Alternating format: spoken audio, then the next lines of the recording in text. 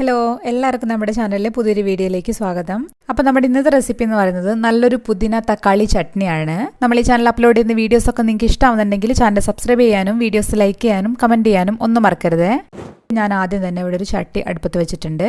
അതിലേക്ക് ഞാനിവിടെ ചേർത്ത് കൊടുക്കുന്നത് വെളിച്ചെണ്ണയാണ്. ഞാനിവിടെ 1.5 ടീസ്പൂൺ വെളിച്ചെണ്ണ ചേർത്ത് കൊടുത്തിട്ടുണ്ട്. അതൊന്ന് ചൂടായി വരുന്ന സമയത്ത് നമുക്കിതിലേക്ക് 1.5 ടേബിൾ സ്പൂൺ കടലപ്പരിപ്പ് ചേർത്ത് കൊടുക്കാം.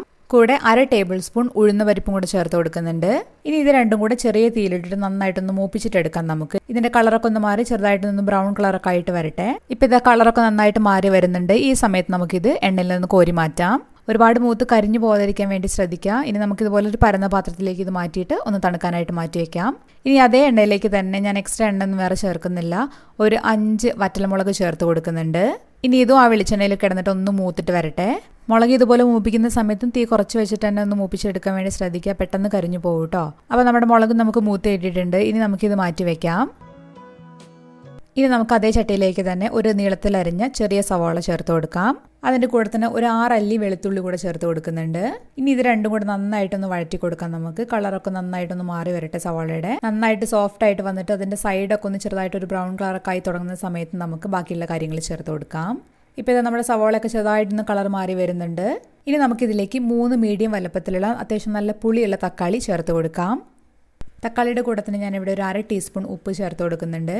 കൂടെ തന്നെ ഒരു 1/4 ടീസ്പൂൺ കായപ്പൊടി, 1/4 ടീസ്പൂണിലും കുറച്ചും കൂടെ കുറവ് മഞ്ഞൾപ്പൊടി, അതുപോലെ തന്നെ ഒരു 1/2 ടീസ്പൂൺ മുളക് പൊടി.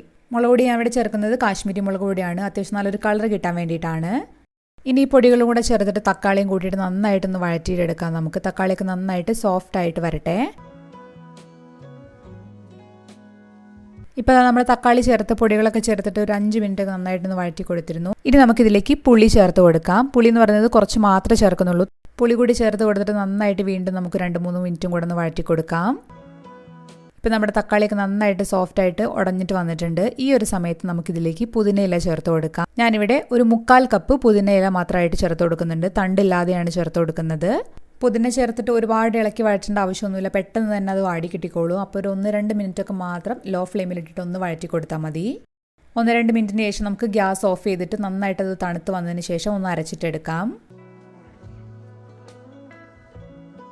അപ്പം നമുക്ക് ആദ്യം തന്നെ നമ്മൾ നേരത്തെ വറുത്ത് മാറ്റി വെച്ചിട്ടുള്ള കടലപ്പരിപ്പ്, അതുപോലെ തന്നെ ഉഴുന്ന് പരിപ്പും നമ്മുടെ ഉണക്കമുളകുണ്ടല്ലോ, ഇതെല്ലാം കൂടെ മൂപ്പിച്ചിട്ട് നമ്മൾ മാറ്റി വെച്ചിട്ടുണ്ടായിരുന്നല്ലേ, അത് നമുക്ക് മിക്സിയുടെ ജാറിലിട്ട് നന്നായിട്ടൊന്നിട്ടൊന്ന് പൊടിച്ചിട്ടെടുക്കാം. ഒട്ടും വെള്ളമൊന്നും ചേർക്കാതെ ഡ്രൈ ആയിട്ട് വേണം നന്നായിട്ട് നമുക്ക് പൊടിച്ചിട്ടെടുക്കാൻ വേണ്ടിയിട്ട്. ഇനി ഇതിൻ്റെ കൂടെ നമുക്ക് തക്കാളി, അതുപോലെ തന്നെ ഉള്ളി, പുതിനയിലയുടെ ആ ഒരു കൂട്ടുണ്ടല്ലോ, അതും കൂടെ ചേർത്തിട്ട് വീണ്ടും നന്നായിട്ടൊന്ന് അരച്ചിട്ടെടുക്കാം. ഞാനിപ്പോൾ ഇവിടെ വെള്ളം ചേർക്കാതെയാണ് ഒന്ന് അരച്ചിട്ടെടുക്കുന്നത്. നിങ്ങൾക്ക് വേണമെന്നുണ്ടെങ്കിൽ ഇതൊരു ചട്നി പോലെ അല്ലെങ്കിൽ നന്നായിട്ട് ലൂസായിട്ടുള്ള ഒരു കറി പോലെയാണ് വേണമെന്നുണ്ടെങ്കിൽ അത്യാവശ്യം വെള്ളം ചേർത്തിട്ട് അരച്ചിട്ടെടുക്കാം. കുറച്ച് മാത്രം വെള്ളം നമ്മുടെ മിക്സിയുടെ ജാറ് നന്നായിട്ടൊന്ന് കഴുകിയതിന് ശേഷം ആ വെള്ളം ചേർത്ത് കൊടുത്തിട്ടുണ്ടായിരുന്നു. അപ്പോൾ അതാണ് ഈ ഒരു തിക്നെസ് ഉള്ളത് കേട്ടോ. ഇനി നമുക്കിതിലേക്ക് കടുക് താളിച്ചിട്ട് ഒഴിക്കാം. അതിന് വേണ്ടിയിട്ട് ഞാനിവിടെ ഒരു പാൻ അടുപ്പത്ത് വെച്ചിട്ടുണ്ട്. അതിലേക്ക് ഒരു 1 ടേബിൾ സ്പൂൺ വെളിച്ചെണ്ണയാണ് ചേർത്ത് കൊടുക്കുന്നത്. വെളിച്ചെണ്ണ നന്നായിട്ടൊന്ന് ചൂടായി വരുന്ന സമയത്ത് നമുക്കതിലേക്ക് ഒരു 1/2 ടീസ്പൂൺ കടുക് ചേർത്ത് കൊടുക്കാം. കടുക് നന്നായിട്ടൊന്ന് പൊട്ടി വരുന്ന സമയത്ത് നമുക്കതിലേക്ക് ഒരു വറ്റൽമുളക് നടുക മുറിച്ചതും ചേർത്ത് കൊടുക്കാം. കൂടെ തന്നെ കുറച്ച് കറിവേപ്പിലും കൂടെ ചേർത്ത് കൊടുത്തിട്ട് നമുക്ക് ഗ്യാസ് ഓഫ് ചെയ്തിട്ട് അത് നമുക്ക് നേരെ നമ്മുടെ ചട്നിയിലേക്ക് ഒഴിച്ചു കൊടുക്കാം. എന്നിട്ട് ഇതെല്ലാം കൂടെ നന്നായിട്ടൊന്ന് മിക്സ് ചെയ്ത് കൊടുത്താൽ നമ്മുടെ സൂപ്പർ ടേസ്റ്റി ആയിട്ടുള്ള പുതിന തക്കാളി ചട്നി റെഡി ആയിട്ടുണ്ട്. അപ്പോൾ ഇത് നമുക്ക് നമ്മുടെ ദോശയുടെ കൂടെ അതുപോലെ ഇഡ്ഡലിയുടെ കൂടെ ഒക്കെ നന്നായിട്ട് കൂട്ടി കഴിക്കാൻ പറ്റിയ നല്ലൊരു ചട്നിയാണ്. അപ്പോൾ നിങ്ങൾ എല്ലാവരും ഉണ്ടാക്കി നോക്കണം. അഭിപ്രായം കമൻറ്റ് ബോക്സിൽ വന്നിട്ട് പറയണം. നമുക്ക് അടുത്തൊരു ദിവസം വേറൊരു വീഡിയോ ആയിട്ട് വീണ്ടും കാണാം. അതുവരെ ബൈ.